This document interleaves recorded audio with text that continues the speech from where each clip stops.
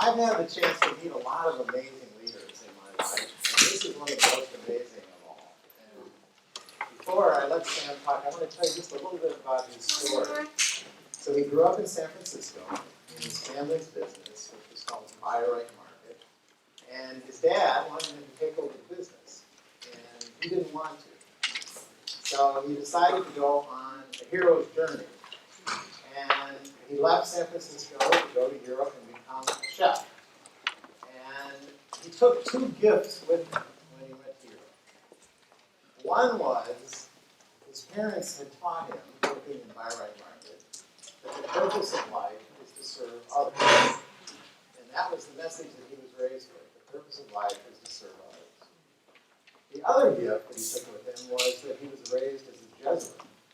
And if you know what a Jesuit, St. Francis was the original Freddy. If you read about the Jesuits, service to others, reflection, be excellent, all the things that the Jesuits gave him as a gift, he took with him on his hero's journey. So he became a chef, worked in Michelin restaurants, wanted to become a world-class chef, hotelier, travel the world. But it didn't quite work out because he came back to San Francisco. And at the age of 23, he opened his first restaurant as a chef with his siblings. So imagine opening a restaurant at 23 with your siblings, no less, which was very successful. And he was doing that, and at that point, Byright Market, which had been sold to somebody else, became available again for him to buy. So he bought his family's business after coming back to San Francisco. Only he brought with it a different vision of what Byright could be. And that's what we're going to talk about today. So, Sam, it's Monday morning. So tell us, what's going on with Byright today? God, there's so much going on. Whoa, was that really loud? Sorry about that. I am present. Are you all present? Yes. That's leadership, right? It's being present. It's intentional presence. And that's why my energy is just so much better if I get to stand. And all of you to continue this theme of opening ourselves up. If you have to shake your arms around, open your arms out. If you gotta stand up, do it. I won't take any offense. If you just need to walk around, it's all good with me. So yeah, Byright. I want to clarify one thing. I'm not a Jesuit. I actually went to school with the Jesuits. It wasn't like I was in the seminary and then walked away from that. So, I was raised. I believe in servant leadership, and I believe in the Jesuits' mission of teaching men and women to serve others, right? And that really was emblazoned in my mind in the 4 years that I went to a Jesuit school here in San Francisco. And it just reinforced an upbringing that I had with my mom and dad. So yes, today is Monday, or no, today is Tuesday. So there's a lot going on Byright. We have two grocery stores. The original market that's been in my family since the 60s. The market that I grew up working in from the age of 6 until I was 17, until I graduated from high school, and wanted nothing to do with it. It was really kind of like what pissed my father off when I walked away and said, "I'm going to cook," and he's like, "You're going to do what?" So I walked away from it, only to come back. I vowed not to ever be a grocer, but I learned my lesson with that vow. We've got a second market in the Western Addition neighborhood of San Francisco, another really old historic neighborhood here in the city. We've got a creamery in San Francisco, an ice cream shop with San Francisco's first first organic ice cream shop. It's kind of crazy, but 12 years ago when we started it, we were the first company to use local organic dairy. Everybody else was using commodity milk that was treated with growth hormone and feeding that to their children and feeding to other people's children. It just didn't make any sense to me. We've got a catering company that feeds thousands of people a week.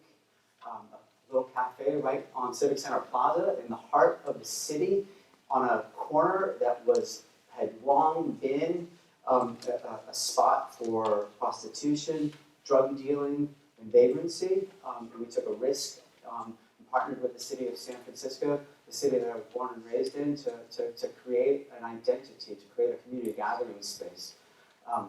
We also have a farm in Sonoma, 3-acre farm. It's predominantly for our own education.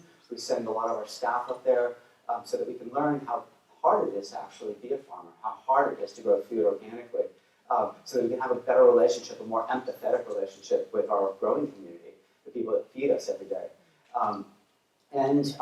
About 11 years ago now, the year before Fred started, I started a nonprofit cooking school called 18 Reasons. Several of you got to have dinner there on Saturday night, and that is a community space. I started to be able to extend the teaching that we were doing on a day-to-day basis at the market.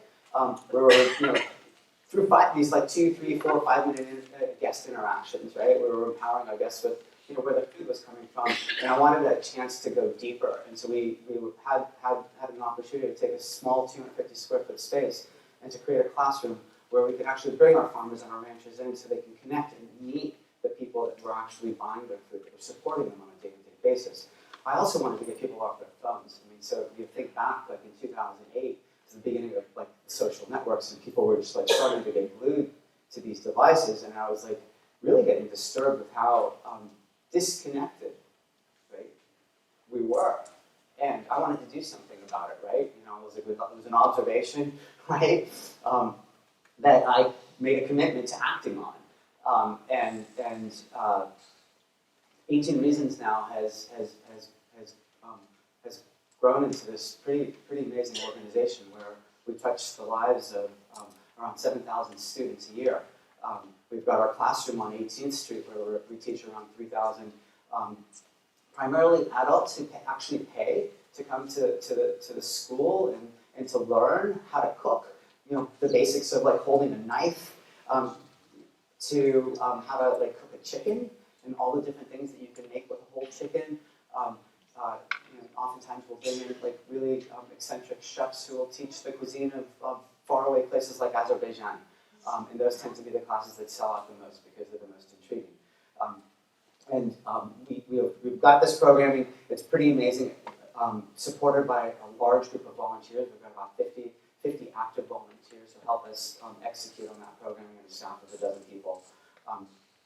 In addition to the program that happens at our classroom on 18th Street, today we've got 6 classes that are occurring in various parts of the Bay Area in communities that are marginalized, underserved. We're teaching classes in schools, churches, community centers, old folks' homes. A third of the 4,000 students that we teach a year are young people. They're children between the ages of 10 and 24. We're teaching them the basics of cooking. We're also teaching them nutrition.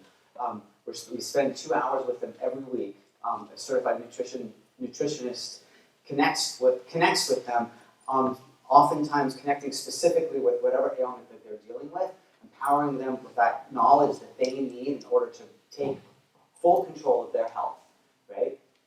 And then they spend the next hour cooking together, cutting vegetables, getting to know each other, learning how to hold a knife, putting it all together, and then magic happens when they sit down at the table.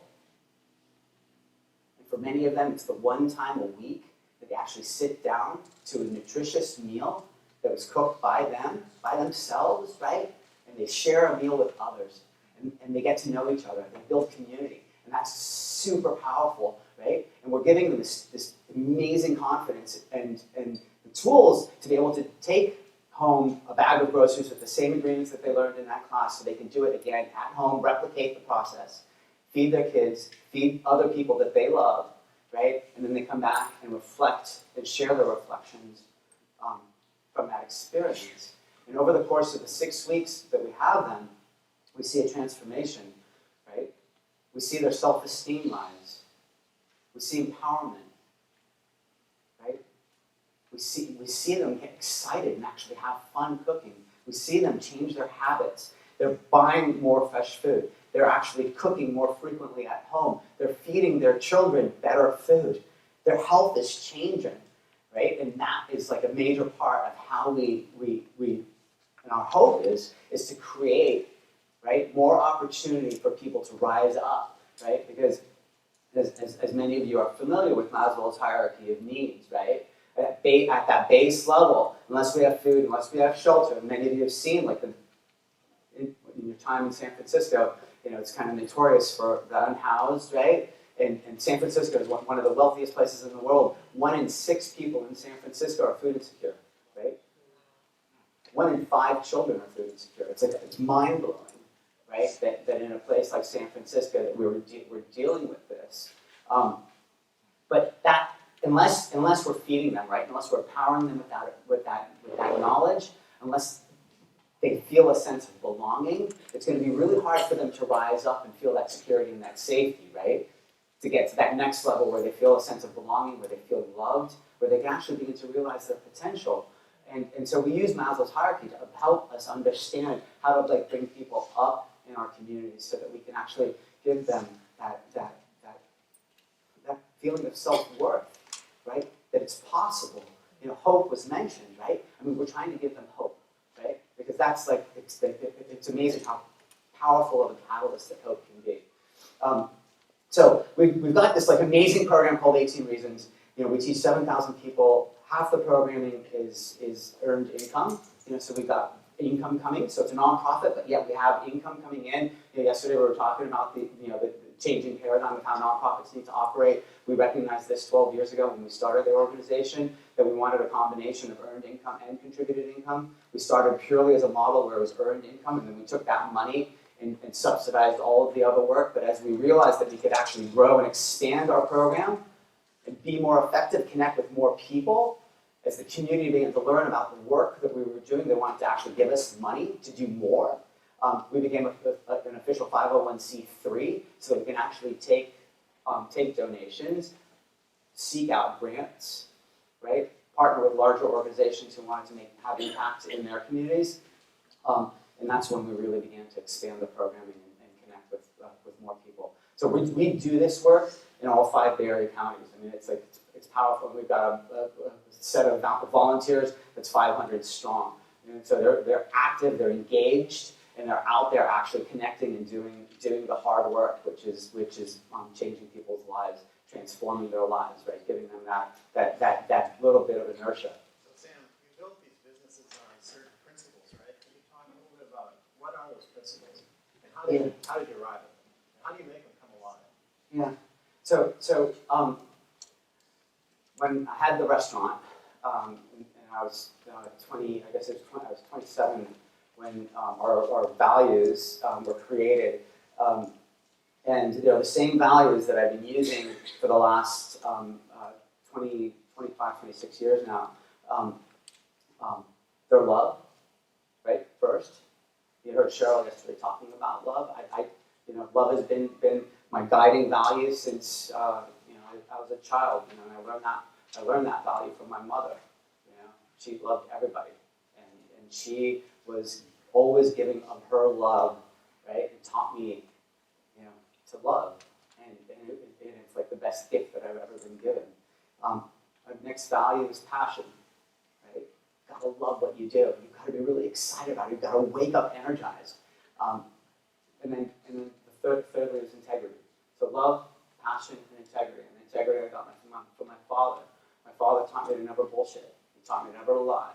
He said, you wake up every day, you look at yourself in the mirror, and if you can't be honest with yourself, then there's no way that you're going to be honest with the rest of everybody else in the world. And so he taught me to be true to myself, right? To believe in myself, and to teach others how important it was to build trust, right? Which is the foundation of any relationship.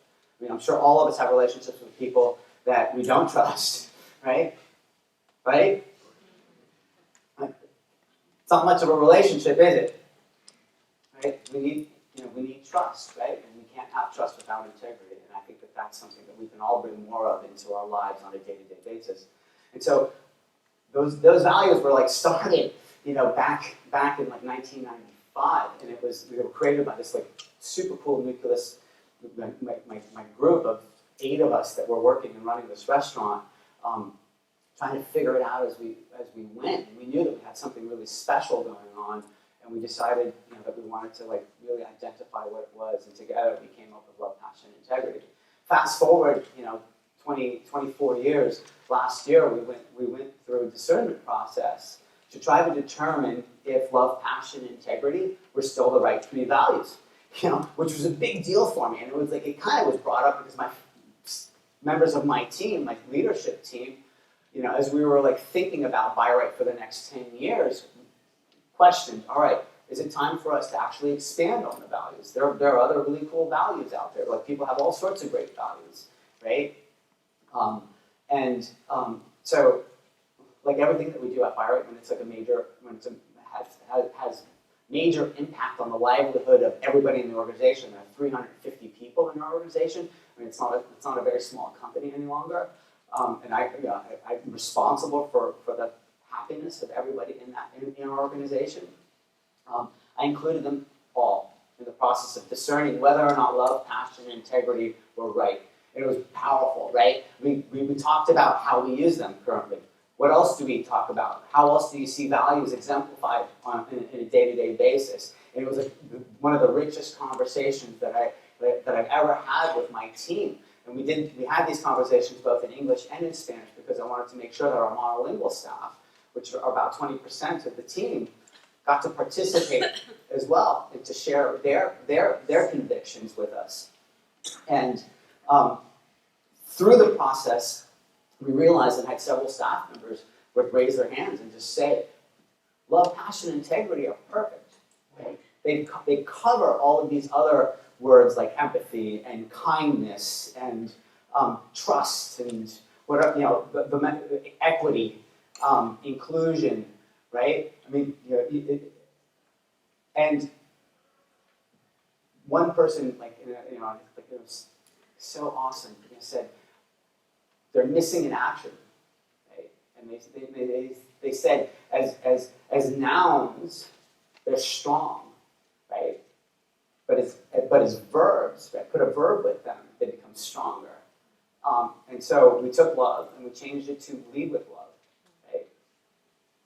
And I think as leaders, right, if we actually lead with love, right, if we lead with that intention every day, if we bring that into our businesses every day, just imagine how much potential we can realize from our team. Again, love is like that tertiary level on Maslow's hierarchy, right? You can't achieve potential. You can't self-actualize unless you experience love, right? And as a society, right, we just think that love belongs at home. And even at home, we barely express it. We're so repressed. It's kind of embarrassing that we have difficulty expressing our love. And it's even more uncomfortable to express that love in business, right? But we need to. That's a paradigm that needs to change. And so we lead with love. And that catalyzed everybody. And these are the actions that represent that, right? We act with kindness, right? We listen first. We're empathetic. We try to understand. Passion, right? Passion's great to have, right? But it's even more powerful when you're actually dedicating your life and behaving in this pursuit, this constant pursuit of passion, right? So we pursue with passion, right? It's what drives us. It creates inertia. Passion gives us energy, right? And so that became the second value. And the third one was to act with integrity, right? It's not enough to have integrity, right?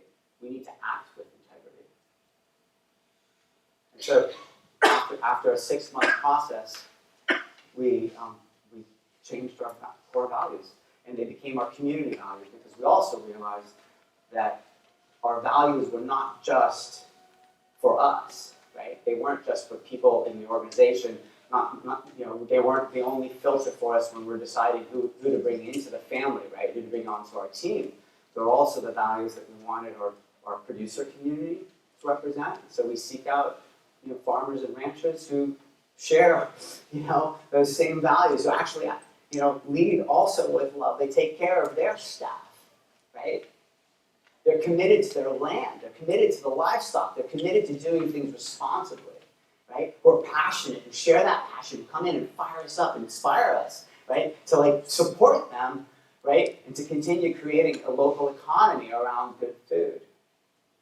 And most importantly, that they act with integrity. That they're going to be honest in every single aspect of how we do business, right? Most business transactions lack integrity, and that's not how we want it to operate. We also wanted it to be indicative of how we our relationships with our guests, the people who shop with us every day.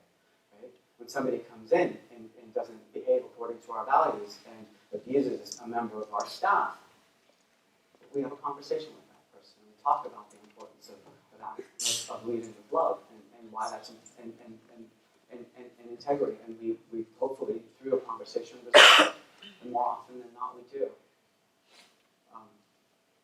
And it also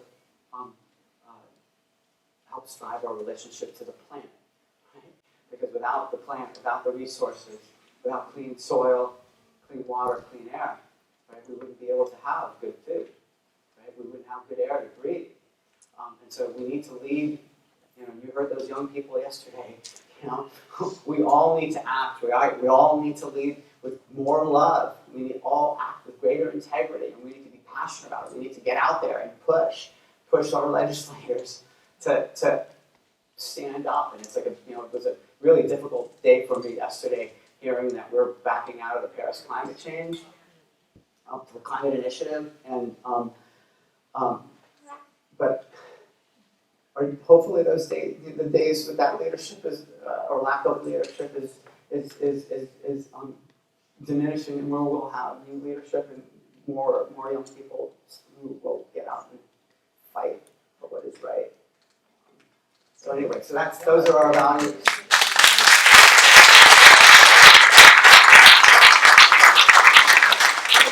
A little bit about the future. You know, where do you see the vision for Buy right now? Where do you go from here? Yeah, it's another great question. So we actually have a 10-year vision, and the same process that we went through with reimagining our community values. We actually incorporated everybody in our organization in the process of writing the vision. And the process started in 2012. Very shortly after we announced to the team that we were building a second store, many staff members came to me and said, all right, what's next? How many more businesses are you going to do? You're going to stay local? Are you going to want to be the next Whole Foods? Do you have any leadership positions for me? Am I going to be able to have a career here? All these amazing questions that showed me how engaged my team was. And I realized that I was actually a pretty crappy leader because I did not have an answer. I mean, it's kind of crazy, right? If somebody says, what's the future look like? You say, I don't know. Right? How the fuck are you supposed to take them there? I don't know where I'm going. You know? The analogy I like to say is like you're on a road trip and you get in the car. And most of us say, all right, I'm going to go to New York. And sometimes we might take detours on this path to New York, but we end up in New York, right? We might stop. It might take us longer, it might take us shorter. We might go south and then north. But we know what our destination is, right? And it should be the same in how we run our businesses. And it was a good wake-up call for me. And so we, again, started with a small group of people. There was 8 of us. We created an outline of the areas, of the categories that we wanted to address. So in our 10-year vision, we talk about food, right? Because we're a food company. What do we want our food to look like in 10 years, in 2024, right? What would be a measure of success? And so there's a narrative around that. What do we want our service to look like? What do we want life for our staff to look like? What do we want our relationship with our producer community to be? What impact do we want to have on our greater community? What impact do we want to have on the environment? And then finally, right, most people's visions typically start with, their sales, their growth, that whole plan, right? And then we talk about our growth. And we wanted modest growth. We wanted to only grow by adding 3 more businesses in that 10-year period of time. But we wanted to add 3 businesses that were going to have community impacts, right? And so we've been very intentional and very patient about deciding what businesses it will take on, because we wanted to make sure that our businesses were in line with our mission of creating community through food, right?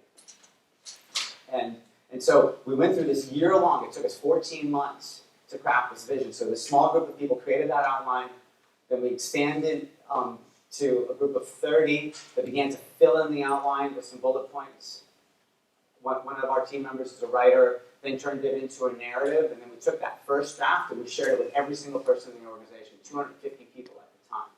Again, again, translated into Spanish as well, so our monolingual staff can participate in a series of meetings that I led over 6 months, because at that point we had 4 businesses, 250 people, and I wanted to make sure that the groups were small. So I met with every little department, every group.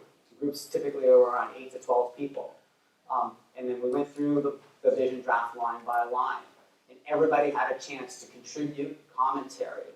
And I cherish the copy that I have that I took all my notes on, because it's like heavier in red than it is in ink, black ink. And it made me realize how engaged, how committed my team was. And many of those that were participating knew that they weren't going to be here in 2024. And that's what's so powerful about writing the vision far out in advance, is that you begin to actually not think about yourself in it, but think about the power, right, of the group at that future point in time. And so we took all the comments, redrafted, put a second draft out, and then I had one-on-one conversations with about a dozen people who primarily wanted to just, wordsmith certain things, but there were a few really great dialogues, and it was mainly around strategy versus vision. Our vision isn't our strategy. Every year we decide on the strategy that we're going to take to actually get to our vision. So we've got a 3-year plan and a one-year plan that comes from that, because we've got to be really disciplined about hitting our 10-year target if we're going to get there. And then at the end of 2013, we finalized it and published it in 2014. So that's been our guide. That's what our future is. So we want to, we've added one more business. We want to do another market in San Francisco. We want to, we're in a community that we can shape and impact and connect with for a long, long time. I'm deeply rooted here, and I want my roots, the roots of the businesses to continue. So I just want to ask you a couple more things, and then we'll open it up for questions. One is, how do you stay alive? I mean, the intensity of your passion is so strong and real. We talked about exercise, but what are your tips for kind of keeping it in the lane? I surround myself with amazing people. I've got an extraordinary team. I can't do this without them. I'm the creative. I've kind of come to accept my role as being the visionary in the organization, and really driving what the future looks like, and driving our culture, and ensuring that our culture, the important aspects of our culture are retained, and yet that it evolves in a healthy way that I believe is in line with our values and in line with our mission. I exercise. I made a real deep commitment to my health about a little over a year ago. My daughter was diagnosed with cancer, and a friend of mine, as I was just dealing with the stress of it, said, dude, there's a reason why when you get on a plane and they talk about the oxygen mask, you got to get your oxygen mask on first, right, before you can really take care of her. And I put a greater emphasis on just managing what I ate, and really physically exerting a lot of energy every morning, getting out of my mind, which was so important for just having more clarity, and that's had a tremendous impact on me. I also have a routine that I'm really religious about. I get up early in the morning, and I spend a lot of time reflecting on the prior day, reflect on what I want to accomplish that day and for the week. And if I do any writing, I do it in the morning when it's quiet, when nobody's bothering me, when the emails aren't coming in. And I take my dog for a walk, and that's my peaceful time with her. And then I go exercise, and then I come home and we have breakfast as a family together. And that keeps us connected as a family. Keeps us in a healthy, loving space. And then I do my day, man. No days ever the same. It's all over the place. I'm kind of going through a little bit of an existential crisis. Right now, trying to figure out. I've been doing by right now for the last 22 years, and I'm trying to figure out the impact that I can have for over the next 20 years, and I'm working really hard to grow more of my team and to create more opportunity for them to be owners in the company, and I firmly believe that as a business owner, that's my responsibility to create opportunities for prosperity for everybody, and not just my staff, but also Kathy was talking about the prosperity for the farmers. Make sure that we're paying them a fair price, and do more advocacy work around that, and making sure that we're supporting a good food system, because at the foundation of Maslow's hierarchy is food, right? And we all need good food, right? And unfortunately, we've been fed a lot of crappy food, a lot of food that's been poisoned, a lot of food that's been genetically modified, a lot of food that's artificially, preservatively, every long word you can kind of come up with that's kind of fucking with us, and it sucks, right? And I'm trying to be an advocate for a better system.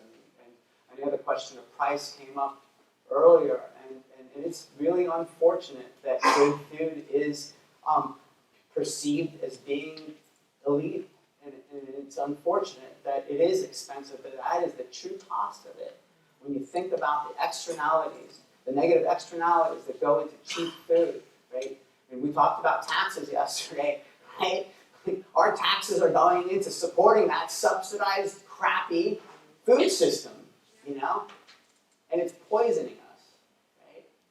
We should be, all of us, we have an opportunity to be activists 3 times a day with the decisions that we make around what we put in our body, right?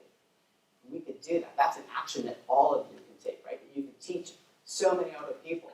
Literally 3 times a day, you can support a good food system, right? A system that is actually going to support a farmer, right? It's going to support the planet, and more important, it's going to support your own personal health, right? And longevity. Or you can support a crappy food system that's going to give you cancer, diabetes, and whatever else, right? And that's where we are. And there's a price to it. It sucks that there's a price to it. But on a more hopeful note, fires are burning up in Sonoma. Tell us the story about what you and others have done to really help. This is servant leadership in action. oh man. Okay, so I guess our first taste of this is like 3 years now in a row. 2 years ago, it was in 2017. The fires were erupting in southern Sonoma and Napa, and the first day of the fires actually came within a quarter of a mile of our farm, and our farmer who lives next door to the farm was evacuated, and we were like, holy crap! There's a bunch of people getting evacuated, and they had no place to stay, no means of getting food. And so we rallied the restaurant community in San Francisco to step up and actually cook meals. And we had each restaurant cooking in increments of 100. Every day we were sending 4,000 meals up to Sonoma to take to the various shelters, to the first responders and to the various shelters, so that we could feed those that were displaced. 2 years ago, it actually took, we did this for 10 straight days because it took that long for the Red Cross to actually mobilize and create an infrastructure to take over. This time around was a little bit different. Everyone was a bit more prepared because they had last year and then this year. So this year, as soon as the fires happened, again, I went up, tried to assess the situation, and took a small group of people with me for my staff, and we cooked and we fed 6,000 people that day. It was a small group of us. It was like the four from Bayreuth plus 5 others. It was 9 of us, and we were busting our asses to feed everybody. It was so cool. And then I got on the phone and rallied that same restaurant community that we catalyzed 2 years ago. And next day, 40 people were up there. And up until everyone actually got to go back home and the evacuation zones were lifted, people were back home. There were between 40 and 50 volunteers a day back up in Sonoma. And it was that was like food community. Again, people who feed typically love, right? Because food is love. We have a very intimate relationship with the people that we put food in their bodies. um, and they were moved to help, and so we were able to get a bunch of people energized to go support a community in need. Thank you, Sam. Thank you. Thank you.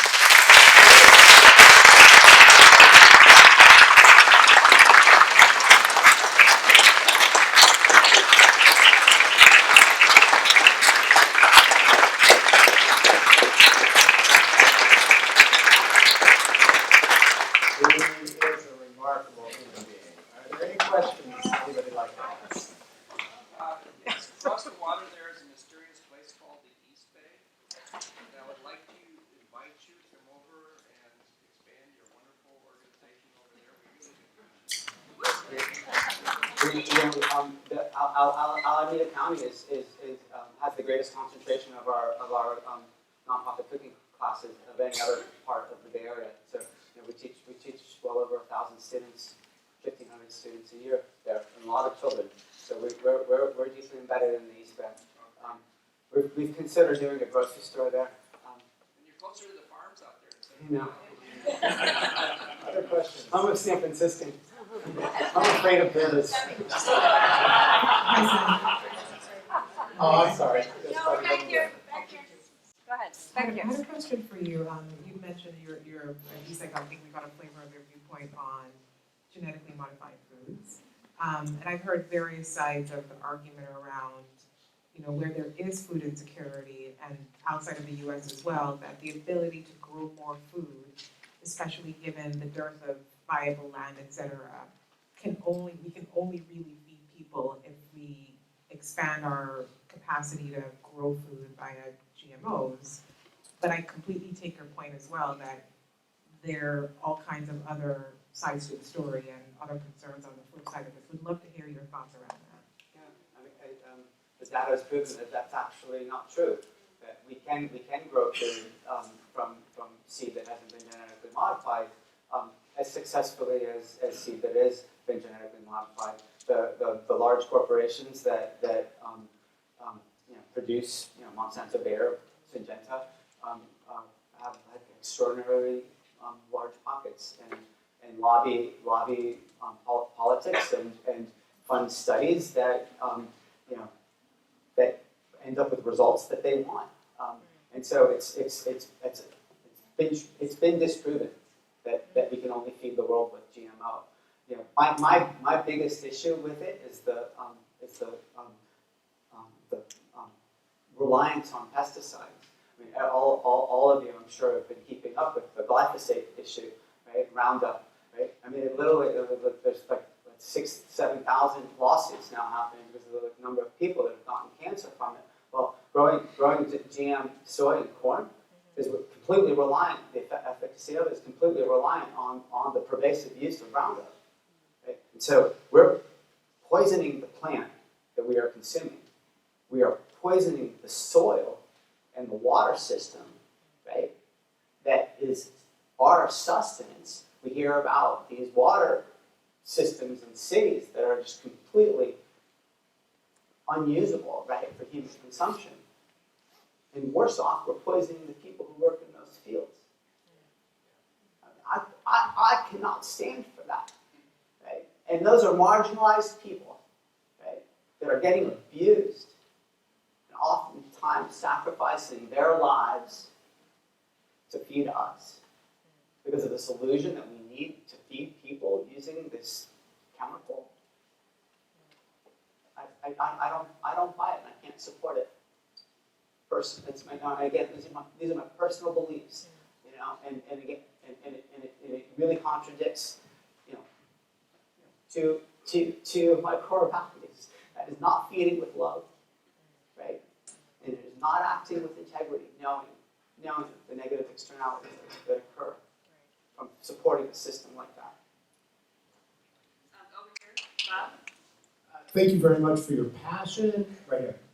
Oh, sorry. Integrity and love. I appreciate all those. You're talking about sustainability, links to the farmers, organic.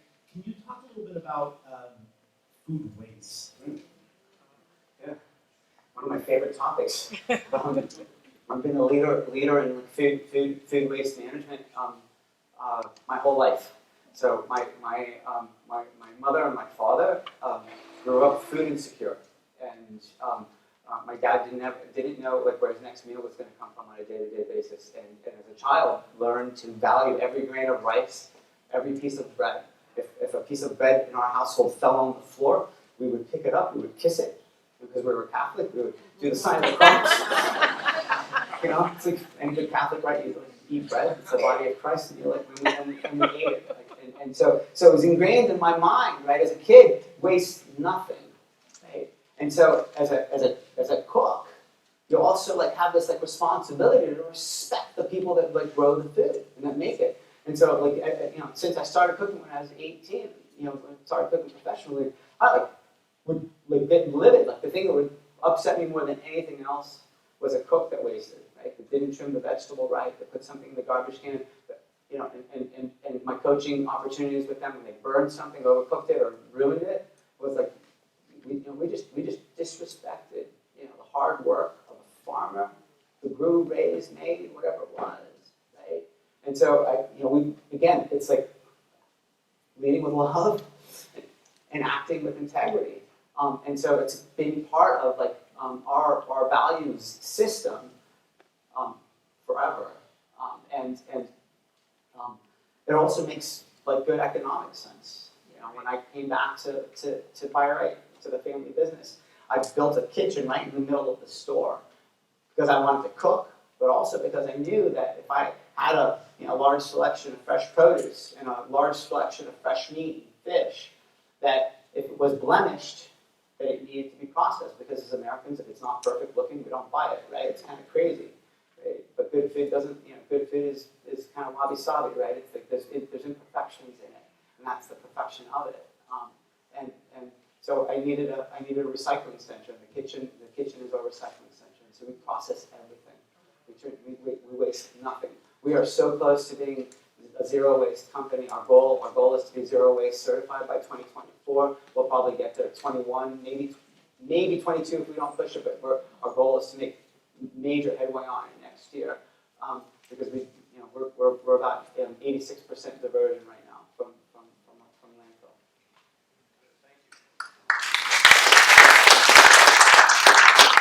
I've got a question. Go ahead. That last one, I think. So I was wanting to ask you more about your nonprofit work. So it sounds like you're giving them the skills to cook and giving them ingredients for maybe that night. What I'm wondering is, how is the access to getting healthy ingredients for some of these communities? I was in the Tenderloin district last night, and it seems like it would probably be a food desert. Yeah. So do you have initiatives in place, or know of any in San Francisco? A pretty cool model initiative. So our Cooking Matters program is part of the larger Share Our Strength program that's administered nationally, and we piloted a program called our Promotora program. So we actually take promoters, we have teen promoters and adult promoters, where we're actually taking them through the grocery store and teaching them actually how to buy groceries in the store that's in their community, right? Wherever it is. And so we're doing this work all around the Bay Area in multiple chains and local markets. And then those promoters then connect with their own community, right? And because that's where the relationship is, that's where the trust. And then they take members of their community through the store and teach them how to read labels, how to buy fresher food, right? What to look for sodium and sugar content, right? So that they can avoid the foods that are going to continue to exacerbate their health issues, right? And find the foods and eat the foods that are actually going to promote good nutrition and good health. And so we I don't even know what the stats are, but thousands of these students that go through every year learning how to navigate the grocery store. And then in 2012 I wrote 2011, I published a book called Eat Good Food, and it basically takes the reader through every department, every section of the grocery store, and empowers the reader with what to look for, and more importantly, empowers the reader with what questions to ask, right? So where is it coming from? How is it grown? Who grew it? When it was harvested? and most importantly, how it tastes. And you know, my mandate in that book was how powerful it is to say no. You know, like when you're in front of a butcher and you're asking that butcher, you know, if the meat's been treated with growth hormone or antibiotics, and you know that's not going to be good for your kid, and you don't want to buy that. If you walk away, if you say no and you walk away, that butcher is eventually going to stock meat that's clean, right? Because it's of economic interest for them to not lose your business, right? And you can see the change that's happened in the last 10 years in places like Walmart and Safeway. I mean, they've got massive sections of cleaner food because they've seen, you know, their base walk away. All right, we have time for one more question. Hey there. I moved states. I'm originally from the U.S. After living in Spain for about 5 years, and you mentioned price of food, and it was shocking for my wife and I to go shopping and buy fresh ingredients and realize, you know, the price is like double or triple of what it is in Spain. Spain has one of the longest longevities in the world in terms of population because they eat good food, like you're talking about. So you mentioned how can we? You mentioned we can make choices that perhaps support getting good food into, you know, the population here in the U.S. What choices can we make to try to bring down the price of good food so that it's more accessible to everyone? I think it continues to be a supply and demand thing, right? I mean, we've seen the price of organic food come down significantly in the last 20 years. You know, I want to say ignorantly, but I started a cafe in 1993. It was called Organic Grounds, and it was the first cafe in San Francisco to do organic coffee and organic juices. And it was way ahead of its time. There was not enough supply. I was buying a case of carrots, a 25-pound case of carrots for $75. You know, that same 25-pound box of carrots today is $18. You know, you can fast forward a bunch of time. And so because the demand has increased, the price has continually come down. The unfortunate thing is that you know, organic food still only represent, you know, clean food still only represent less than 5% of what we are consuming.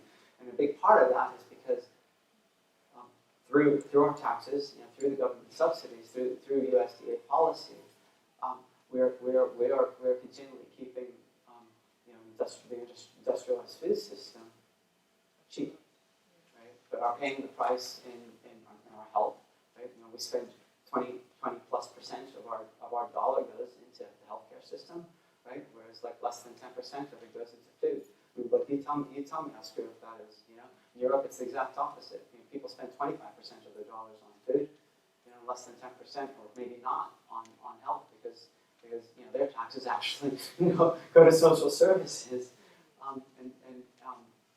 and so eat more of it. I think you know, increasing the demand for it will increase the supply hopefully, and we'll continue to see the price move in a direction that's more accessible to more people. Sam, last question. What's your approach to leadership development? How do you develop leaders? We're working on that now internally, but I think you know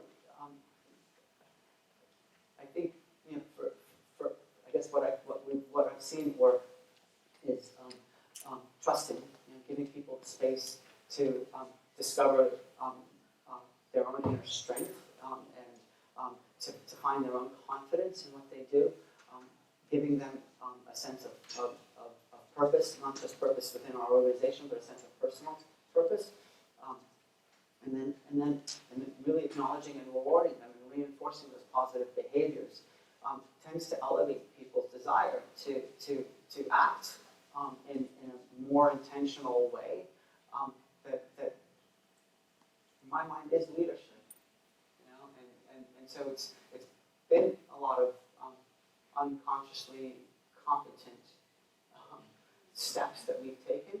We're trying to become more consciously competent in how we grow our leaders, and that, you know, that's an important evolution in my own personal growth. You know, just you know, I'm learning too. I'm still trying to figure it out. You know, it's complicated. Thank you, Sam.